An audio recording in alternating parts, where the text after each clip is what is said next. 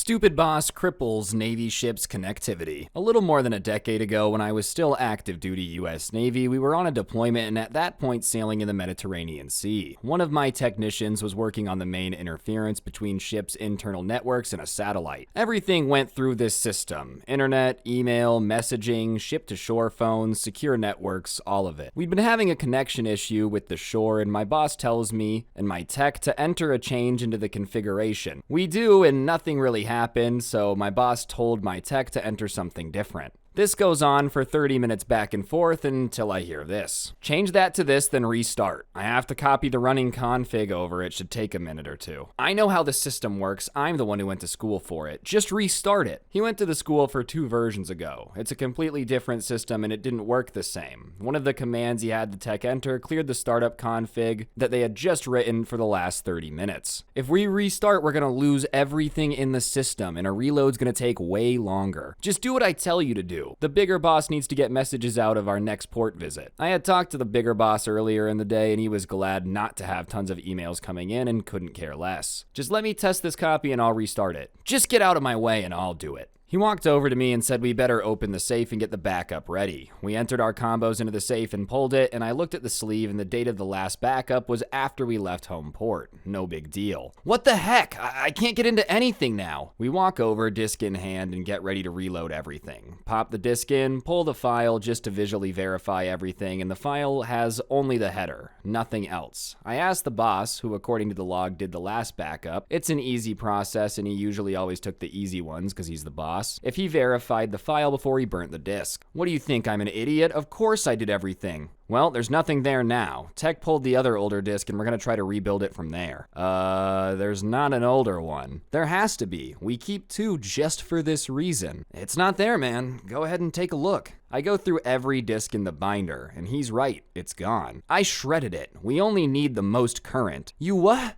Oh my gosh, hand me the satellite phone, I'll be back. Because the boss wanted to save the ginormous amount of space that a single CD takes up, we were completely disconnected with an empty box of a router. It took me 2 hours of dropped sat calls to a few civilian technicians to get a new config made and sent out via regular mail. 2 weeks later, we got the disk in hand and had the system restored in an hour, and the boss was ordered to not touch the system again while stationed on board. Oh man, dude, I don't even know why you would shove the technician out of the way and do it yourself if you have no clue what you're doing, especially after you shredded the only other backup you have on board. I love how he's like, yeah, this single CD, no, taking up way too much space. I gotta throw it overboard. What's going on, guys? It's your boy Scrubby here, back again with another video. Hope you guys are having a great day. I know I am, and today I'm gonna be going over the subreddit r/TalesFromTechSupport. It's a pretty fun one, you know. I just love watching boomers be confused with technology. No offense to the boomers. So yeah, I figured it would make a good video, so without further ado, let's get into it. Are you sure that you want to fire me? A couple years ago, I worked in a big energy infrastructure company. I worked there for over 4 years, starting out as a technician, but because I'm a very IT-oriented person, I soon find myself doing maintenance and new server room builds. Because of the nature of this industry in my country, I happen to be one of the very few on-site IT support guys in the whole nation. Later, I found myself to be the only one since all the others moved to different positions, and I also regularly did energy production maintenance because of some reason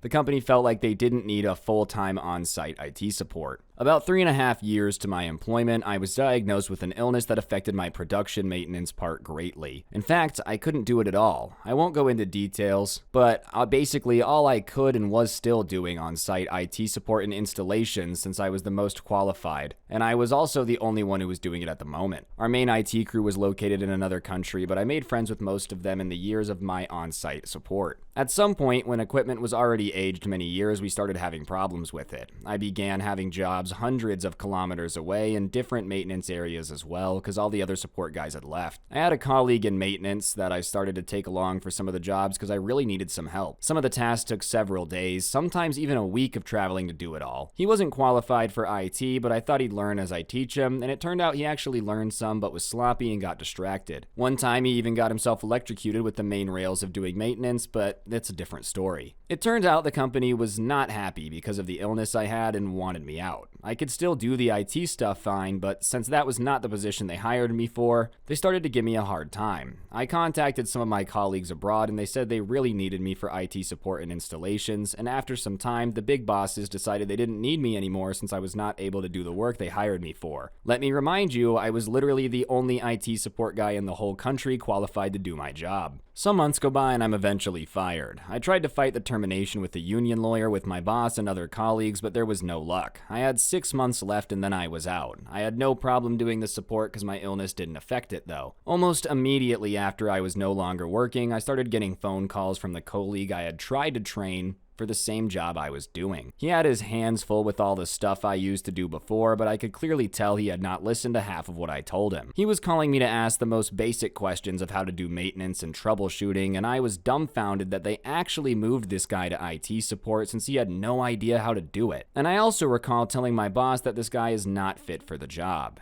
After a while, I heard the local boss, who was nice, was in trouble because he had no qualified IT support for server maintenance, and the guys abroad were asking what happened to me because they needed stuff done. To this date, they still haven't gotten anyone qualified to do the job, and guys abroad have to travel hundreds or thousands of kilometers to do maintenance and installations that I previously completed in hours. I can't see how the company saved money for it. It's crazy how detached most management is from actual work and tasks. Bro, I can't believe that they thought it would literally be cheaper to fly people thousands of miles to install it over a period of days than to just make their full-time IT guy strictly a full-time IT guy. Like, if you're not able to do the other aspects of the job, but you're the only person in the country who can do it, you think they'd be a little smarter before they fired you, or just not fire you. Spare parts? I had a gig supporting a company's mainframes when PCs first started to become popular. The IT director, Bob, whose technical expertise didn't extend much past punch cards and paper tape, decided that no one in his empire should ever have a PC better than his. We got a shipment of new PCs, and of course the first one went onto a table in Bob's office. We were pretty sure he never used it, because every time we went into his office, it's buried under an ever-growing pile of manuals, magazines, memos, and coffee cups. A month went by, and someone needed a replacement keyboard, so after Bob left, we snuck into his office, moved the crap off the PC, and took the keyboard. Then another guy's monitor got wonky, so we took Bob's, and within a few months, we took the memory, hard drive, power supply, coaxial cable, power cable, and all he had left was an empty case. And when the company had a next round of upgrades, Bob was first in line because he's a power user. I just love the idea of this IT director literally never using his computer. Like, you took every part out of it, and yet here he is claiming he's the expert on all things computer. Honestly, it's a little bit hysterical that he gave himself a new one too, not even realizing you guys stole everything. I'm a little bit of a power user myself. Automating your paperwork. Got an old one from back when I worked in a repair depot for a major electronics box store. So when I worked there in college, we did a ton of repairs. Every repair had paperwork we had to do through an app, entering in serial numbers, product IDs, parts used, etc. This was all fine and good, except we had literally dozens of pallets and massive bins of this certain crappy tablet. These tablets were cheap, and the company's flagship tablet was so revolutionary because it ran Windows.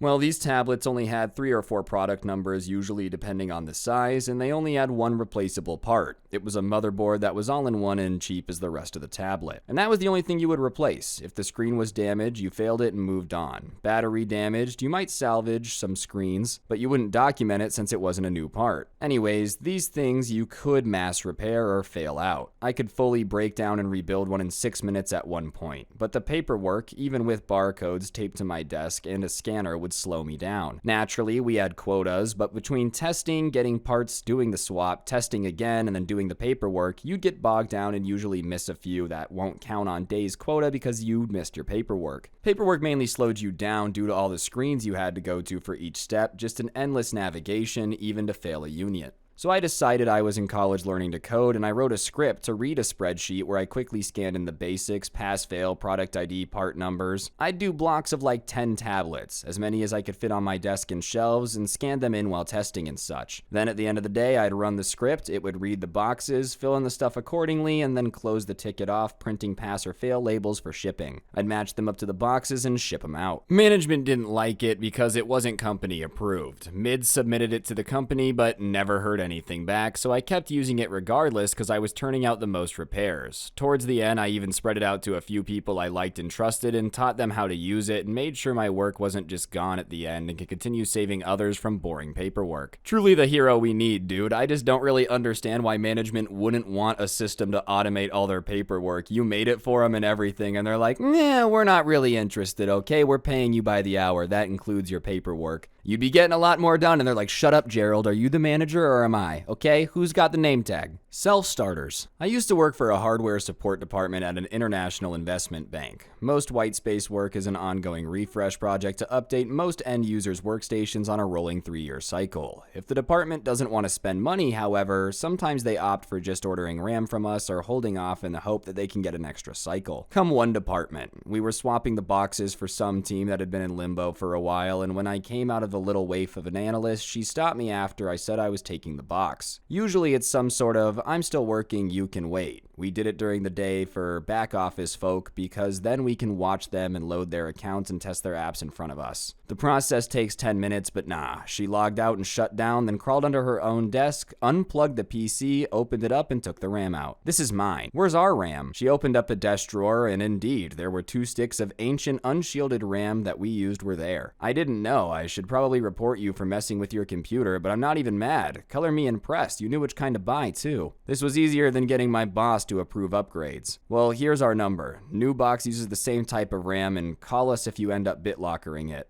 You'll end up getting better results than running it through the hell-ass ticketing process. The best end users are the ones you never see. Bro, are you kidding me? Trying to get any, work computer upgraded is the most painful process ever. Anyone with a gaming PC has at least thought about this at least once, you know? One of my managers when I worked at the grocery store actually brought in one of his graphics cards, like a really old one, and put it in his work computer. This would be the best person to have if you worked in IT, though. Do what I mean, not what I say. I worked in IT support for a major bank somewhere in the UK. This tale is from long before COVID and working from home. We'd always taken disaster recovery seriously, as long as we had a week's notice of impending disaster, but that's another tragedy. After 9/11, we started planning for business continuity to what would happen if your workplace is compromised. So we acquired a building on the opposite side of the country, kitted it out, wired it up, and we're all set. The first test was a bit ropey, but we improved with practice and made sure to rotate staff and keep everything written down at the recovery site. Skip forward a couple years and I got the alert. It's that time and I have to join the other designated survivors across the country. We all make our way across the number called, gain entry to the building and find our desks, power up our desktops, boot to connect, and nothing. That's odd. None of us can connect to the network. One of the network guys has a laptop and dials in, checks that all the network switches have switched, and it's all good. We just can't see it. He starts following the network cable from his PC along the floor to the 2-foot by 2-foot floor tile where all the cables are concentrated before going underneath the switch and lifts the tile. On the other side, I saw 2 inches of each cable protruding into an empty space. It was as if someone had taken a pair of shears and just chopped through the lot of them, which is exactly what happened. Some months previously, it had been decreed that that floor tile must be moved. I think it was to allow for more desks or something. The guy moving it saw the wires when he lifted it and asked about them, and they said just remove them, meaning unplug each cable from the socket on the other side of the tile so they could be replugged later. But the woman's psychic interference was on the fritz, and she only heard the words that came from the boss's mouth, snip, snip. So yeah, we didn't pass the business continuity test that day. Continuity test, sorry. I mean, to be fair, the boss did say remove the wire, you know. They didn't say permanently or not. That's the only difference. How did they just get a buzzsaw and cut through all of that, dude? You also know the company couldn't have been happy that they bought this entire building just for somebody to ruin the entire reason it existed in the first place. The ghost in the machine. So a few years ago, I worked at a point of sale company that provided systems to casinos for their various restaurants and snack areas. One such customer called us in a panic that one of their machines was randomly opening cash drawers in one of their snack areas and they're about to get in trouble with the Gaming Commission. For those that don't know, all casinos are governed by the Casino Gaming Commission that regulates how money, machines, and other various aspects of businesses are run to keep it above board. So I go off about an hour-and-a-half drive out to take a look. As anyone who's gone to work at casino security is so much fun. I checked my ID with them and I was allowed a guest pass and then had to wait about 10 minutes for a security guard to come escort me. First, they take me to the security camera room and show me the recordings of the drawer opening on both its own and with people around and without. Once I am fully confused, then I am shown to the area in question, which is another thing that they have to be with you the whole time, no matter how long it takes you. As a side note, for anyone who has gotten this far, I've already ruled out any viruses or hacks purely because the system is ran on CE and they would have needed to get past the main firewall and a few other hurdles to get in. So I show up and go to work on the machines. I start testing things and drawers pop up just fine. There were other 2 drawers on the machine. All the connections look fine, and I start taking apart the drawer to see if maybe there's a short in there. Of course, as soon as I pull it out, there's $1 bills shoved at the back, so I have to stop what I'm doing and wait for a second security guard to come and put on a show for the camera to make sure the whopping $3 is safe. Once that 15 minutes was over, I went back to checking everything out. I just love the idea of these like 2 ginormous 6'7" casino security guards, and they're like, what's going on in there? Are you being weird with the money? He's like, no, the register keeps opening because you guys are shoving so much money in it that it can't close. What a problem to have, you know? That's why gambling doesn't pay, kids. Remember, casinos are literally rolling in your money. Whoops! Way back in the old days when I was a developer, I wrote a system to generate statistics and reports from a live data stream. When I was developing it, I had no access to the actual data stream, just speculation for the format it was in. So to test my software, I wrote a small program to replicate the data with random data,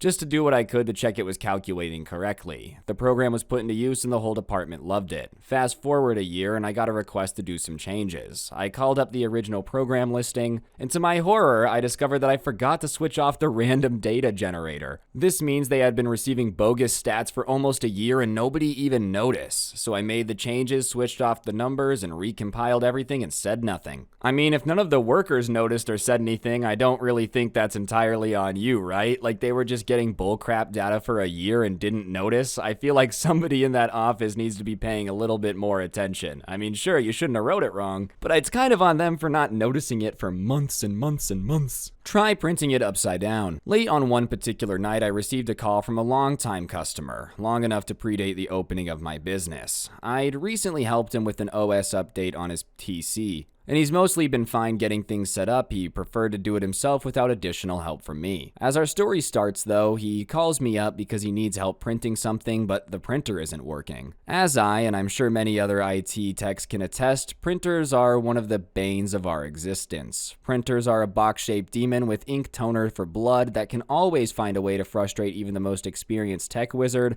And fortunately, my client issues tonight turned out to be a straightforward issue that was resolved quickly. Unfortunately, though, that's also part 1. The client wants me to demonstrate the printer is working by helping him print out 3 particular pages of a document, in this specific case, pages 3, 4, and 17. No big deal, I remoted to his PC, loaded it up, and tell him to pick and print 3 cherry-picked pages. Over the call, I can hear his printer spit to life and the sounds of printers moving over and over. All good, I think. Only there's a catch. According to the client, 4 and 17 didn't print anything. I asked the client if he means the printer stopped printing after page 3, but apparently that wasn't the case. The printer had printed page 3 seamlessly, but then just printed 2 blank pieces of paper. My first thought was that the printer had probably run out of ink, but, sadly this was not the case. Page 3 had been printed perfectly the first time and subsequent times, and printing a color test page worked perfectly too. But given pages 4 and 17 of this cursed document, it really was printing nothing. Over the course of the call, we tried just about everything, changing the ink density, scaling settings, turning both the PC and printer on and off again, even exporting the pages to separate PDF files or JPEG or PNG images. The results were the same every time. The printer would fire up, you could hear the printer heads moving, but it simply wouldn't put ink to paper. It would spit out a blank page, and something about the content of this print job was making the printer refuse to put ink to the paper, and it seemed like there was no solution. After about an hour of grasping at straws, we were both ready to give up when the client made a suggestion. Try printing it upside down. I exported the pages to images, rotated it 180 degrees, and sent it to the evil magic printer box, and it printed perfectly. Genuinely, man, I don't even understand how the printer even started thinking like that. No, I'm not gonna print anything until you flip it upside down, and then I'm just gonna work. work. This really is how it feels sometimes to be trying to fix a computer issue, dude. You're just banging your head on the wall. You're 17 Google pages deep into trying to fix this issue and nothing's working. After you bang your head on the wall, though, I guess it shakes the desk somehow and the PC starts to work. I just feel like IT is one of those things where, yeah, 90% of the time it's a quick fix, but that like 10% of the time where it's going to take you all day is probably some of the most frustrating things ever, just trying to get a printer to print this stupid piece of paper. Anyways, guys, I think that's going to do it for the video. Hopefully you enjoyed. If you did enjoy the video, I would appreciate you taking a quick second to press the like button. Let me know in the comments section down below what you thought. If you want more Tales from Tech Support, be sure to leave a comment. And yeah, other than that, if you really want to help me out, I do post this content on my Spotify show. Link to it will be in the top of the description if you want to listen offline without gameplay, whatever floats your boat. Check it out. Or you could use code Scrubby at the G Fuel checkout. Great way to get a discount. Help me out too. And yeah, on that note, guys, that'll do it. I'm gonna go fight my printer now if anybody needs me. Don't get anyone pregnant. If you do, make sure they're hot. And hopefully I will see each and every single one of you guys next time with another video. I'm out. Peace.